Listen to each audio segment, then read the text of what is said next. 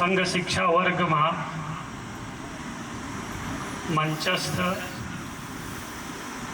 માનનીય સર્વાધિકારીજી, આજનો વિશિષ્ટ અતિથિ શ્રીમાન બિપિનભાઈ, વર્ગ કાર્યવાહી,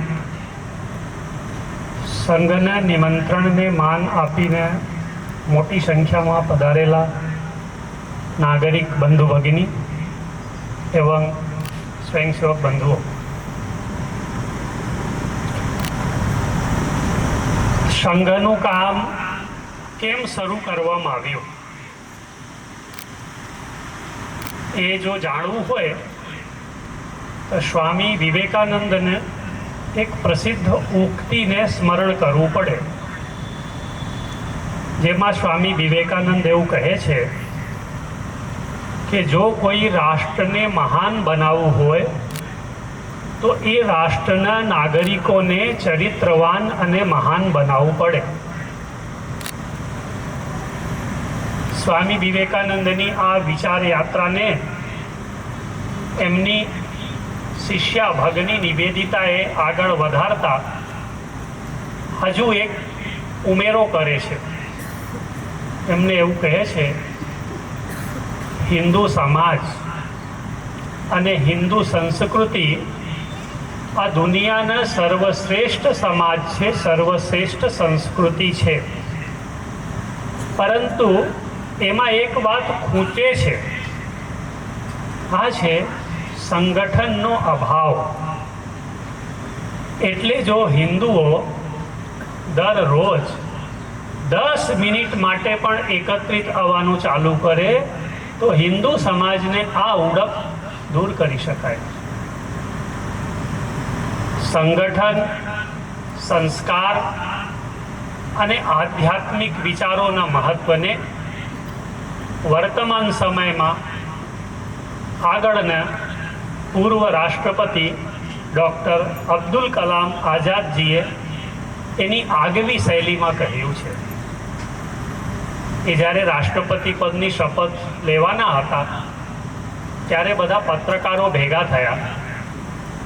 એમને અનેક પ્રશ્નો પૂછ્યા, ઉત્તર જાણવાની કોશિશ કરી. એમને કહ્યું કે તમે બધા પ્રશ્નો પૂછો, હું જવાબ આપીશ. બધા પ્રશ્નોને એને એક જ વાક્યમાં જવાબ આપ્યું છે. અદ્ભુત વાક્ય છે. એ કહે છે, nationalize the man and spiritualize the religion.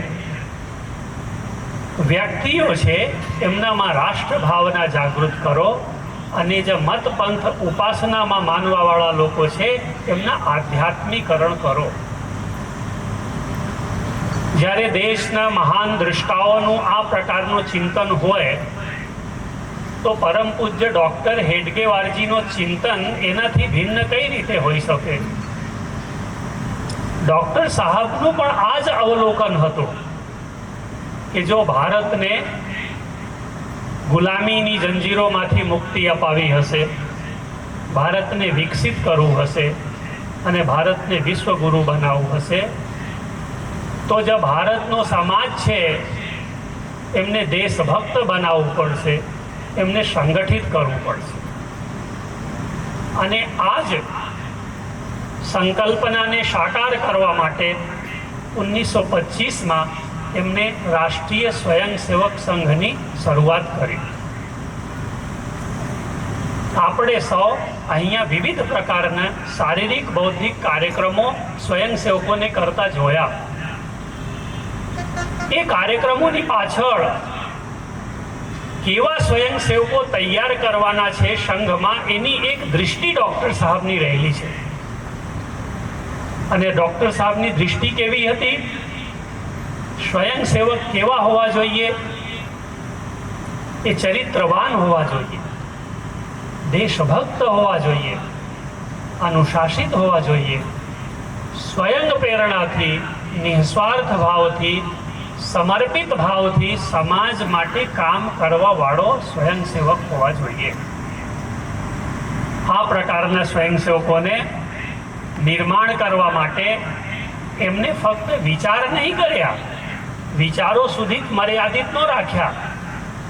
રાષ્ટ્રીય સ્વયંસેવક સંઘની શાખા નામની એક અભિનવ કાર્ય પદ્ધતિનો નિર્માણ કર્યો અને એ કાર્ય પદ્ધતિની અંદર વિવિધ પ્રકારના શારીરિક કાર્યક્રમો, બૌદ્ધિક કાર્યક્રમો, અનૌપચારિક કાર્યક્રમોના માધ્યમથી સ્વયંસેવકોમાં એવા ગુણોને નિર્માણ કરવામાં આવે છે. મેં શરૂઆતમાં કહ્યું, રાષ્ટ્રીય સ્વયંસેવક સંઘનો લક્ષ્ય ભારતનો સર્વાંગી વિકાસ કરવાનો છે, ભારતને ગુરુ બનાવવાનું છે. તો આજે વિચાર કરીએ, આજે ભારત એક રાષ્ટ્ર તરીકે ક્યાં ઊભો છે? તો જ્યારે આપણે ભારતનું ચિંતન કરીએ આજના પરિદૃશ્યનો, તો ધ્યાનમાં આવે છે કે દેશની સીમાઓ સુરક્ષિત છે. દેશની આંતરિક સુરક્ષાને પડકાર આપવાવાળા જે પરિબળો હતા, એ આતંકવાદ હોય, એ અલગાવવાદ હોય, એ ઉગ્રવાદ હોય, એ બધા તત્વો ઉપર ખૂબ જ કડક નિયંત્રણ છે. એ અંતિમ શ્વાસ લઈ રહ્યા છે. સમગ્ર વિશ્વની અર્થવ્યવસ્થા જ્યારે હાલત ડોલક છે, લોકો એમાંથી રસ્તો કાઢવા માટે ફાફા મારી રહ્યા છે, એવી પરિસ્થિતિમાં ભારતની અર્થવ્યવસ્થા એકદમ સુદૃઢ છે. ભારત બીજા દેશો પાસેથી ઋણ મેળવવા કરતા લોકોને દાન આપતો થયો છે. આજે સમગ્ર વિશ્વ ભારતની તરફ એક આશાભરી નજરોથી જોઈ રહ્યા છે. એમના નેતૃત્વને સ્વીકાર કરવા માટે તત્પર થયા છે. એના જો આપણે ઉદાહરણ જોઈએ તો દુનિયામાં જ્યાં પણ કોઈ સમસ્યાઓ નિર્માણ થાય છે, ભારત એ સમસ્યાઓના સમાધાન માટે મધ્યસ્થી કરે એ પ્રકારનો આગ્રહ થતો હોય છે. ભારતની જે વધતી જતી શક્તિ, એમની વૈશ્વિક સ્વીકાર્યતા નો પરિચય મેળવો હોય તો 2-3 ઉદાહરણો આપની સમક્ષ મૂકીશ. રૂસ અને યુક્રેનનું જ્યારે યુદ્ધ ચાલી રહ્યો હતો, ત્યારે એક સમાચાર આવે છે કે જ્યાં જ્યાં તિરંગા ઝંડા જોઈ લે ત્યાં કોઈ હુમલો ના કરે. એટલે પાકિસ્તાની વિદ્યાર્થીઓએ પોતાની જાન બચાવવા માટે તિરંગાનો આશ્રય લે છે. આ છે ભારતની શક્તિનો પરિચય. વિશ્વમાં અનેક ધ્રુવો છે, બધા લોકો સામસામે છે, પરંતુ ભારત આ પરિસ્થિતિમાં પણ દુનિયાને કહેવાતા અગ્રણી અને શક્તિશાળી દેશોની અવગણના કરીને પોતાના હિતને સુરક્ષિત રાખવા માટે પોતાની શરતો પર રશિયા સાથે વ્યાપાર કરે છે. અને બીજા જે વિરોધ કરવાવાળા લોકો છે એમને ચોખ્ખી ભાષામાં સંભળાવી દે છે કે જ્યાં ભારતનો હિત સુરક્ષિત રહેશે, ભારત તે જ કામ કરશે. આ પ્રકારની શક્તિ ભારતે મેળવી છે. દુનિયાના જે દુર્બળ દેશો છે, દુર્બળ સમાજ છે, જેની સામે એક પડકારજનક અને અસ્તિત્વ માટેનો સંકટ ઊભો થયો છે, આ સમાજ પોતાના રક્ષણ માટે, પોતાના અસ્તિત્વને બચાવી રાખવા માટે ભારતની તરફ જોઈ રહ્યા છે. બંધુઓ, તમને જાણીને આશ્ચર્ય થશે કે દુનિયાના અલગ અલગ દેશોમાં ઈસાઈયતના આક્રમણથી, ઇસ્લામના આક્રમણથી અને કમ્યુનિસ્ટના આક્રમણથી નામ શેષ થઈ ગયેલા, અત્યંત દુઃખી જીવન જીરાવાળા, જેને જનજાતિ સમાજ કહીએ છીએ, એવા અલગ અલગ 31 દેશોના 88 મત, પંથ અને ઉપાસના પદ્ધતિના લોકો આ વખતે ભારતમાં ભેગા થયા અને એમને કહ્યું, અમારા અસ્તિત્વ, એની રક્ષા માટે અમે ફક્ત ભારત ઉપર અને હિન્દુ સમાજ ઉપર જ વિશ્વાસ કરી શકીએ છીએ. આ પ્રકારનો ચિત્ર સમગ્ર વિશ્વમાં આજે દેખાઈ રહ્યું છે.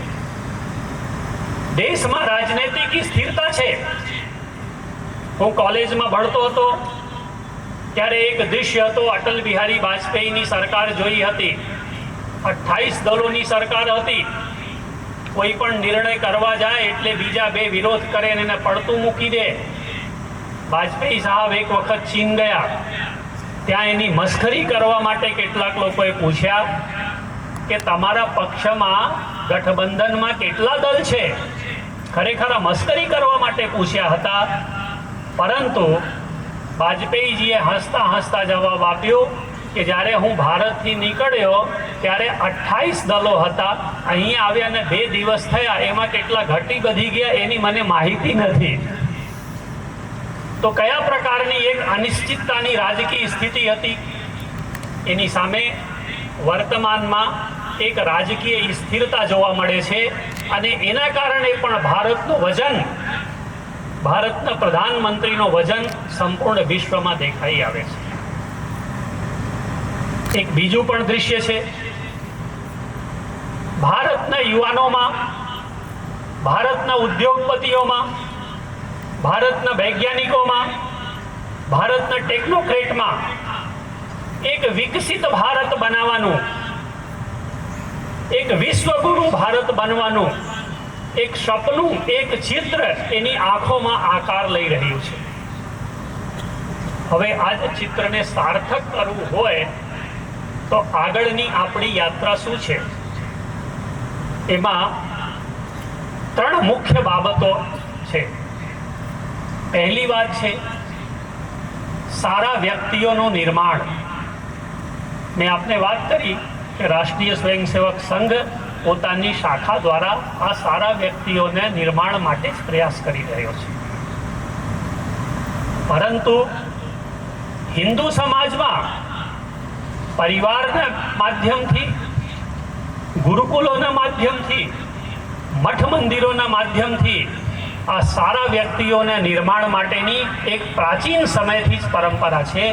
એ સંસ્થાઓને પુનર્જીવિત કરવાનું, વધુ સુદૃઢ બનાવવાની જરૂર છે. એટલે વિશ્વગુરુ બનવા માટે ભારતનું જે પહેલું પગથિયું છે સારા વ્યક્તિઓના નિર્માણ, એ કામમાં હજી ગતિ આવશે. બીજું કામ શું છે? સમાજના માનસમાં પરિવર્તન. આગળ વધવા માટે આપણા વિચારોમાં પરિવર્તન લાવવા પડે. આપણા વિચારોમાં કયા પરિવર્તન લાવવું પડે? સ્વામી વિવેકાનંદજીએ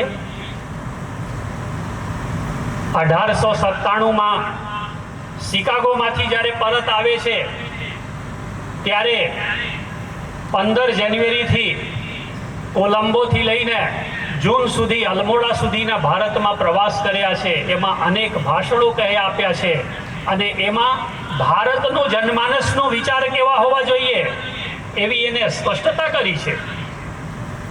આજે લોકોના મનમાં સંભ્રમ છે. સ્વામી વિવેકાનંદજીએ આ સંભ્રમને દૂર કરતા લોકોને વૈચારિક દિશા આપી છે અને એમાં 4 મુદ્દાઓ કહ્યા છે. પહેલા મુદ્દા શું કહ્યા છે કે કોઈ આપણને પૂછે કે ભાઈ તમે કોણ છો, તો આપણી ઓળખ કોઈ જાતિ નથી, કોઈ ભાષા નથી, કોઈ સંપ્રદાય નથી. આપણી ઓળખ હોવું જોઈએ હું હિન્દુ છું, હું ભારતીય છું. તમે કોણ છો એવા પૂછતા જ આ જવાબ આવવા જોઈએ. બીજી વાત કહે છે સ્વામીજી, જો કોઈ એવું પૂછે કે તમારું જે ભારત નામનો રાષ્ટ્ર છે એ રાષ્ટ્રની ઓળખ શું છે, તો આપણો જવાબ હોવો જોઈએ ભારત દુનિયાનો પ્રાચીનતમ રાષ્ટ્ર છે, ભારત એક રાષ્ટ્ર છે, ભારત હિન્દુ રાષ્ટ્ર છે. શું આપણા મનમાં આજે આ વૈચારિક સ્પષ્ટતા છે? કેટલાક લોકોના મનમાં શંકા થાય છે કે ભારત હિન્દુ રાષ્ટ્ર છે કે નહીં. પશ્ચિમી વિચારના ભ્રમના કારણે, સંભ્રમના કારણે દક્ષિણ ભારતના કેટલાક રાજકીય પક્ષના લોકો એવું પણ કહે છે કે ભારત તો એક રાષ્ટ્ર જ નથી. હિન્દુ સમાજમાંથી પણ અનેક લોકોની માંગણી ઉઠે છે કે સંવિધાન દ્વારા ભારતને હિન્દુ રાષ્ટ્ર જાહેર કરવો જોઈએ, પરંતુ સ્વામી વિવેકાનંદ એ આજથી 130 વર્ષ પહેલા કહ્યા છે. ફક્ત ભારતની ધરતી પર નહીં, સમગ્ર વિશ્વમાં જઈને કહ્યું છે કે ભારત પ્રાચીન રાષ્ટ્ર છે, એક રાષ્ટ્ર છે અને હિન્દુ રાષ્ટ્ર છે. શું આપણા મન એને સ્વીકારવા માટે તૈયાર છે? આ માનસ પરિવર્તનની આવશ્યકતા છે. ત્રીજી વાત છે વસુધૈવ કુટુંબકમ. આપણું સંદેશ શું છે? સમગ્ર ભારતીયો આપણા ભાઈ બહેન છે, આપણા પરિવાર છે. કોઈ નાના નથી, કોઈ મોટા નથી, કોઈ ઊંચ નથી, કોઈ નીચ નથી.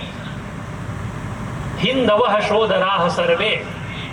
આ આપણા મનમાં આ માનસને પરિવર્તનની આવશ્યકતા છે. ચોથી વાત કહે છે સ્વામી વિવેકાનંદજી કે શું ભારતના લોકોને પોતાના જીવન લક્ષ્ય ખબર છે? ભારતનું લક્ષ્ય શું છે? હિન્દુ સમાજનું લક્ષ્ય શું છે? એ લક્ષ્ય છે વિશ્વગુરુ બનવાનો. વિશ્વગુરુનો અર્થ શું થાય છે? શું ભારત પાસે એવું કઈ જ્ઞાન છે? ભારત પાસે એવું કઈ ચરિત્ર છે? ભારત પાસે એવું કઈ વિશેષતા છે કે જે બીજાઓ પાસે નથી અને આપણે બીજાને શીખવાડી શકીએ? આ છે ભારતનો અધ્યાત્મ. આગળ જે વિચારોમાં પરિવર્તન લાવવાની આવશ્યકતા છે આ છે ઉપનિવેશિક માનસિકતાનો ત્યાગ. ક્યાંક આપણા વિચારોમાં, ક્યાંક આપણા વ્યવહારમાં આજે જે અરબી છે, યુરોપિયન છે, ક્રિશ્ચિયન છે, એ વિચારધારાની અસર દેખાય છે, અસર વર્તાય છે. આપણે સૌએ આ ગુલામીની માનસિકતા જેને કહીએ, ઉપનિવેશિક માનસિકતા કહીએ, એ ઉપનિવેશિક માનસિકતામાંથી મુક્ત થવું પડે. એક એવું પણ આપણો માનસ છે કે બધું સરકારે જ કરવું જોઈએ. મિત્રો, બંધુઓ, આપણે આ માનસિકતાને પણ બદલવાની જરૂર છે. એક સ્વસ્થ સમાજનો લક્ષણ આ હોય છે કે જેમાં સરકારની ભૂમિકા ઓછામાં ઓછી હોય છે અને સમાજની ભૂમિકા વધારેમાં વધારે હોય છે.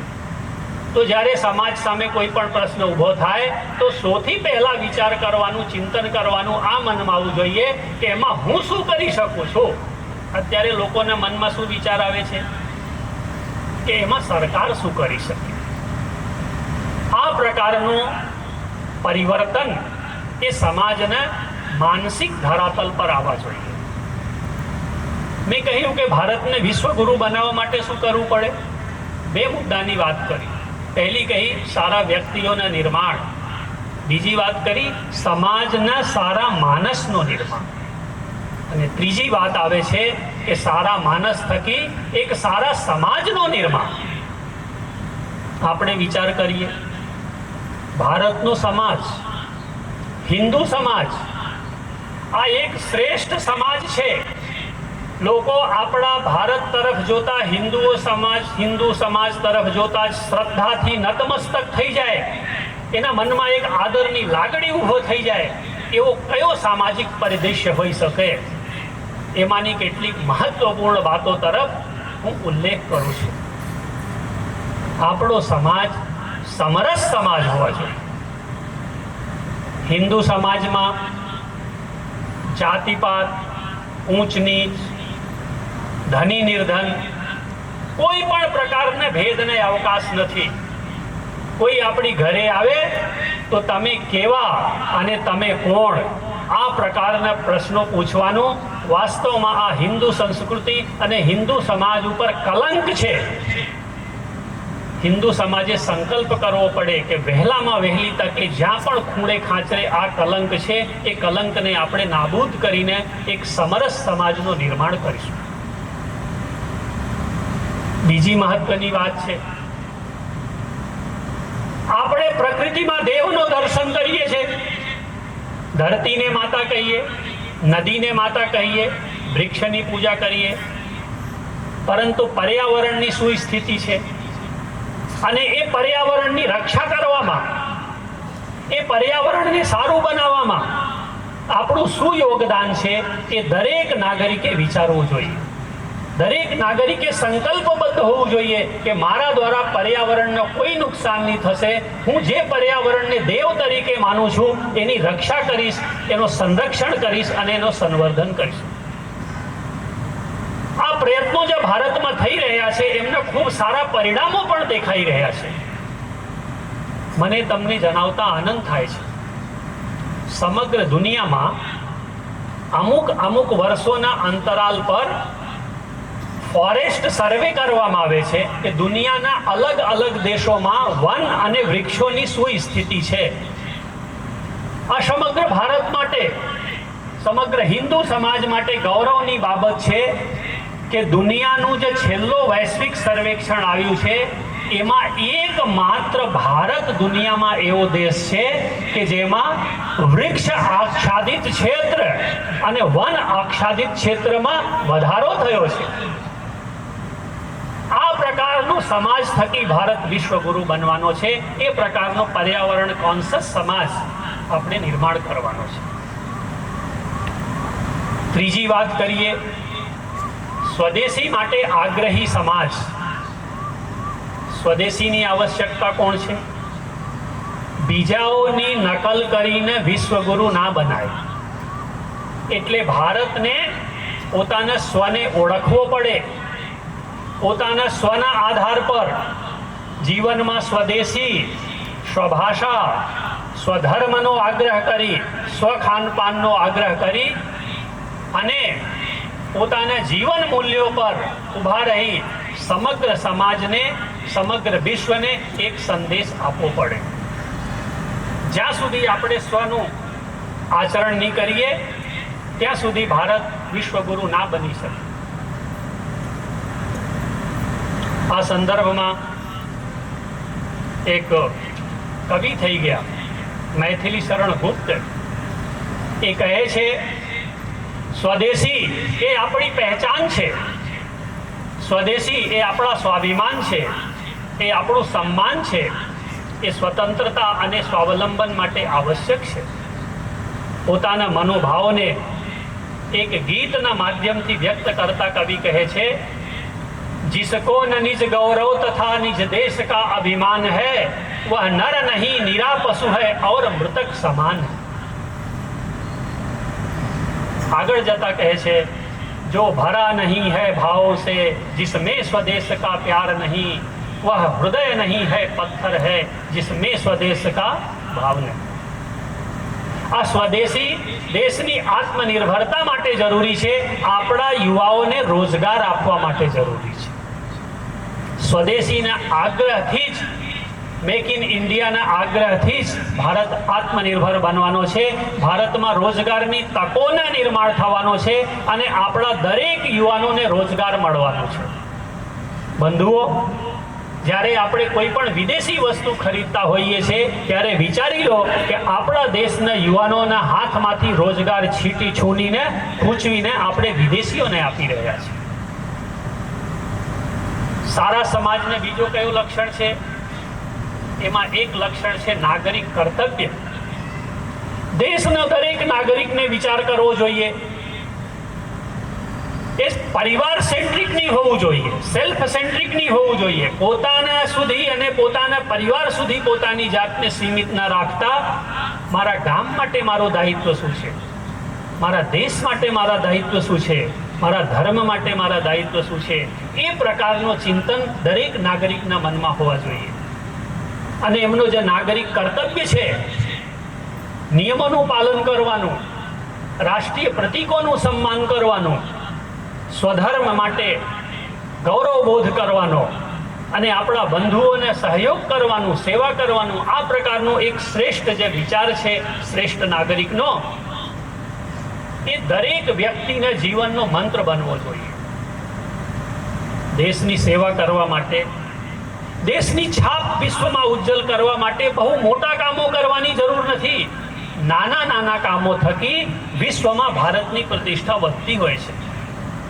એક ટુરિસ્ટ પ્લેસના ઉદાહરણ કહું છું. એક વિદેશી આવે છે, ટ્રેનમાંથી ઉતરે છે, એક ટેક્સી કરે છે, ટેક્સીમાં બેસે છે અને કહે છે કે મને આ ટુરિસ્ટ પ્લેસ પર લઈ જાઓ.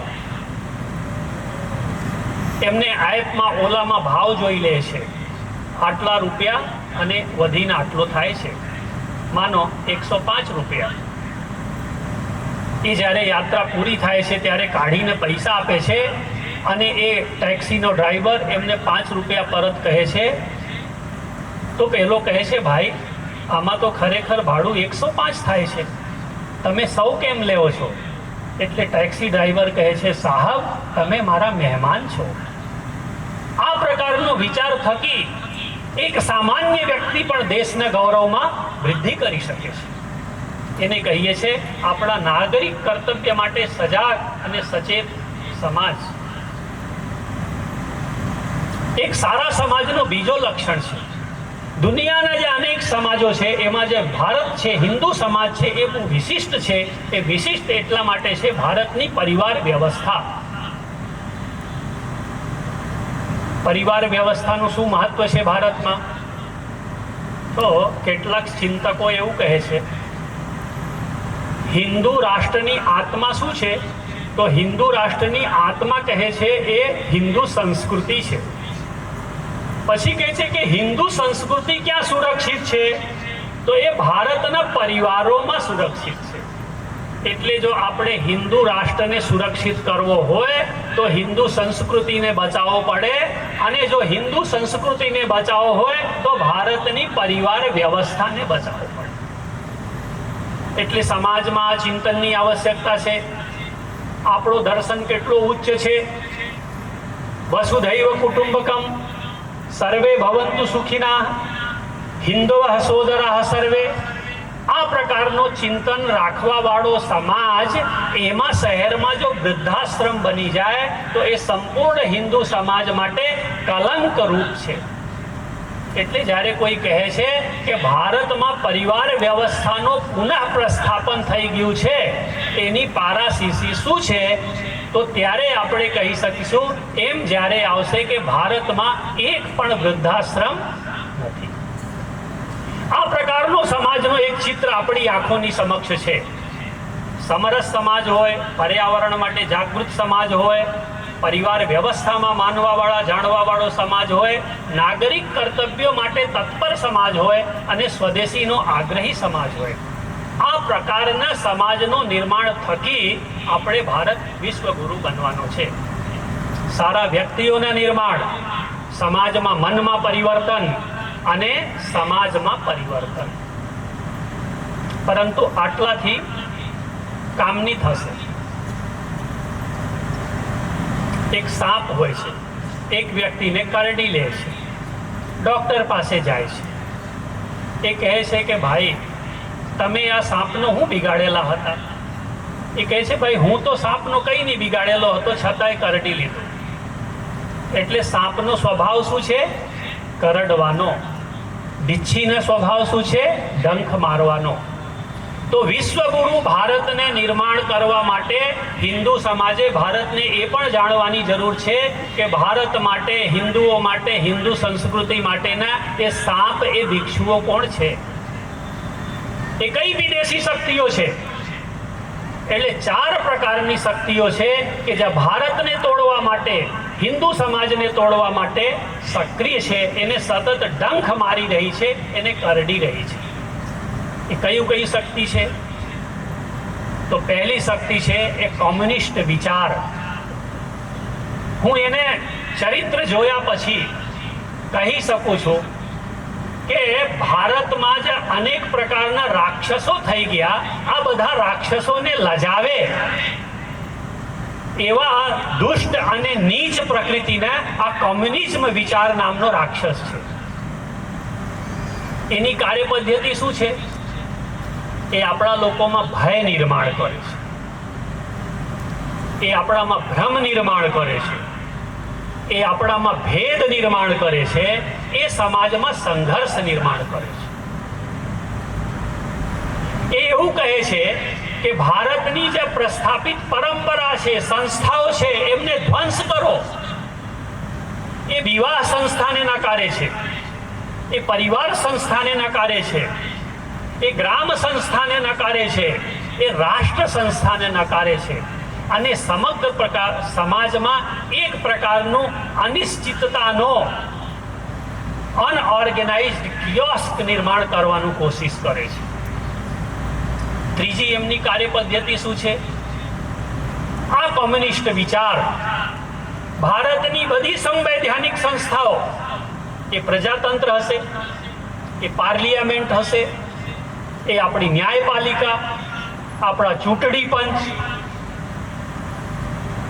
બધા ઉપર પ્રશ્ન ચિહ્ન લગાવે છે અને લોકોના મનમાં આ સંસ્થાઓ પ્રત્યે આ એક જે શ્રેષ્ઠ આદર અને ગૌરવ ભાવ નિર્માણ કરે છે, આપણા મનમાં થયેલો છે એને નષ્ટ કરવાનો પ્રયત્ન કરે છે. તમે સમજી જાઓ, જ્યારે કોઈ પણ વ્યક્તિ આપણામાં ભય નિર્માણ કરે, ભેદ નિર્માણ કરે, ભ્રમ નિર્માણ કરે, આવા સંસ્થાઓની ટીકા ટિપ્પણી કરતો હોય અને આવી વ્યવસ્થાઓનું અપમાન કરતો હોય, આલોચના કરતો હોય ને, ત્યારે તમારે સમજી જવાનું કે આ કોમ્યુનિઝમ સિન્ડ્રોમથી પીડિત છે. બીજી કઈ શક્તિ છે જે ભારત માટે પડકારરૂપ છે? એ કયું વિદેશી વિચાર છે? એ વિચાર છે જેહાદ, રેડિકલ ઇસ્લામનો વિચાર. એમના અનેક માધ્યમોથી જનસંખ્યા વધારો, પોપ્યુલેશન જેહાદ, હિન્દુ બહેનોને ભગાડી લઈ જાઓ, લવ જેહાદ, સમાજની જમીનો ઉપર કબજા કરી લો, લેન્ડ જેહાદ. હમણાં તો વચ્ચે મેં સાંભળ્યો હતો યુપીએસસી જેહાદ, ભારતની બધી સંસ્થાઓ પર કબજો કરી લો. આ પ્રકારની એક રેડિકલાઇઝ અતિરેકી માનસિકતા દ્વારા સમાજમાં કટ્ટરતા નિર્માણ કરવી, એના મનમાં અલગાવવાદ નિર્માણ કરવું અને એને હિંસામાં ઝોકી દેવાનું, હિંસા નિર્માણ કરવાનું એક ષડયંત્ર અને એક પ્રયત્ન ચાલી રહ્યું છે. હિન્દુ સમાજ આ પ્રકારની રેડિકલાઇઝ મનોવૃત્તિને સમજવા પડશે. ત્રીજી એક શક્તિ છે જેને કહીએ છીએ મતાંતરવાદી ચર્ચ. આ રેડિકલ ઇસ્લામને લોકો તાડકા રાક્ષસી જેવું કહે છે. એને ઓળખવું સહેલું છે, પરંતુ જે મતાંતરવાદી ચર્ચ છે એ પૂતના રાક્ષસી જેવો છે. કેમ કે એને ચહેરા સારા છે, એની બોલી મીઠી છે, એને વસ્ત્રો સારા છે, એટલે લોકો જઈને એના ભ્રમમાં આવી જાય છે. પૂતનાની કથા છે, એ ગોકુલમાં ફરે છે અને કહે છે કે તમારા બાળકને લાવો, હું દૂધ પાવી દઈશ, એ અમર થઈ જશે, કેમ કે હું દેવલોકથી આવેલી અપ્સરા છું. પરંતુ સૌને ખબર છે કે જ્યારે બધા બાળકો આ પૂતનાના દૂધ પીવે છે તો મૃત્યુ પામે છે. એટલે જે ચર્ચને મુક્તિદાતા ગણે છે, એમની સેવાઓ લે છે, એના સંપર્કમાં જાય છે, તે હિન્દુ તરીકે મરી જાય છે, મટી જાય છે, એમનો નાશ થઈ જાય છે અને એ વ્યક્તિઓ મતાંતરિત થઈને ઈસાઈ બની જાય છે.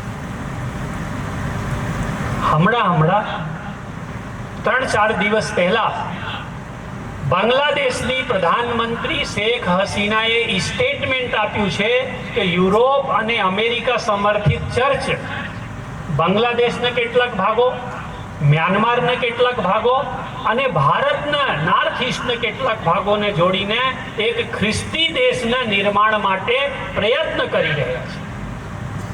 આપણે યાદ રાખવાની જરૂર છે કે આ સ્ટેટમેન્ટ કોનું છે? એક દેશના પ્રધાનમંત્રીને છે. કેટલી ગંભીર બાબત છે, એની પાછળ કેટલા સિરિયસ ઇનપુટ્સ હશે, એ આપણે વિચાર કરવાની જરૂર છે. એવું જ એક ચોથો આપણો શત્રુ છે. એ શત્રુ છે આપણા બાજારવાદી શક્તિઓ, બંધુઓ. જ્યારે ઇસ્લામનો આક્રમણ થયો ને, ત્યારે આપણા ધર્મ સંસ્થાનોને નષ્ટ કર્યા.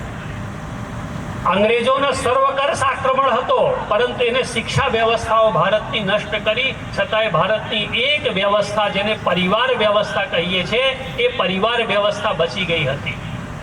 પરંતુ આજે બાજારવાદી શક્તિઓ છે, હવે એમનું આક્રમણ એ ભારતના પરિવારો પર છે. અહીંયા બહેનો બેસેલી છે, ભાઈઓ બેસેલું છે. આપણને સાસ ગમતી નથી, આપણને દેરાણી ગમતી નથી, આપણને જેઠાણી ગમતી નથી. તમે કલ્પના કરો કે જે ભારતમાં રામાયણ જેવા દૃશ્યો થઈ ગયા, એવી ઘટનાઓ થઈ ગઈ, મહાભારત થઈ ગયા, આ પ્રકારનું મહાન સાંસ્કૃતિક અને પારિવારિક પરંપરાના વારસો મળ્યા છે.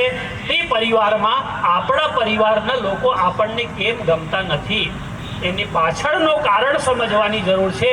આ બાજારવાદી શક્તિઓના પ્રભાવ આપણા માનસ પર થયેલો છે, એ ષડયંત્રને ઓળખવાની જરૂર છે.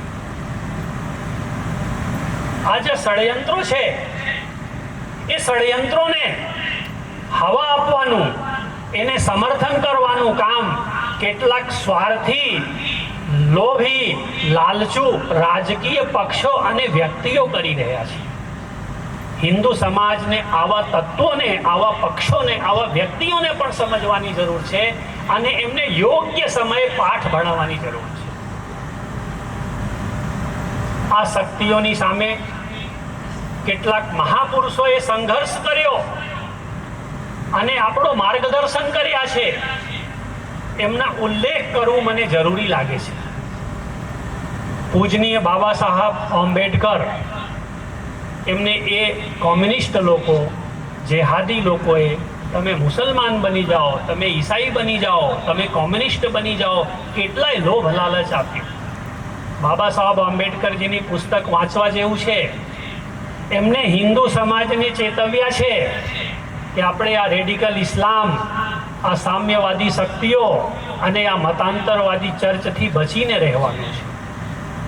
આપણે ભારતનો થઈને રહેવાનો છે, ભારત માટે જીવાનો છે.